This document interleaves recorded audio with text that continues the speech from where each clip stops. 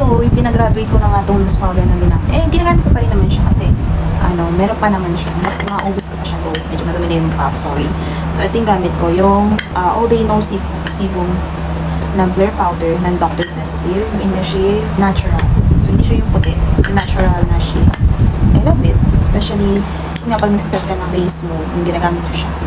No caking, gano'n. Tapos, hindi naman ako na-breakout here. So, ayun, medyo may pagkabihira ko na siya gamitin. Kasi, pinag-retouch ko na, and yung nasiset ko na is, yan. Sabi kasi nila, took daw to ng Vice ko, na bake powder, setting powder, I guess. And ito siya.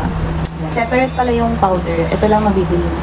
Sale ko pa yung nabili. Lagi may sale si Get Ready With Me. Especially ng birthday sale nila, yung makabila ko yan. Sinashade pretzel, ayan siya. So, binili ko siya.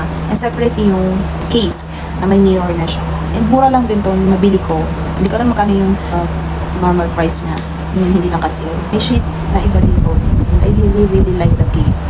Pero itong product niya, ito yung ginagamit ko lately kasi yung oil control niya maganda. Also, compact kasi siya. So, kahit dala ko siya anywhere. Especially may purse or may ganito ako yan. Dala ko lahat ng mga... Basta pag maris kami, pang-retouch siya dito siya. Lagi ko siyang dala kasi nga maliit lang siya, diba? So, fallout niya, sobrang minimal. And yan nga, ang ganda niya. Swear. So, ito na yung ko.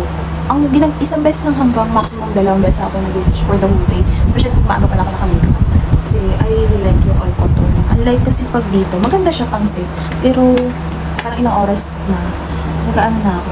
Alam ko may kinalaman din sa setting spray. But if you want this, ililink ko na lang dyan. Sana may stock. So, itry nyo na rin. Diba? Ilagay ko na lang dyan. Bye-bye!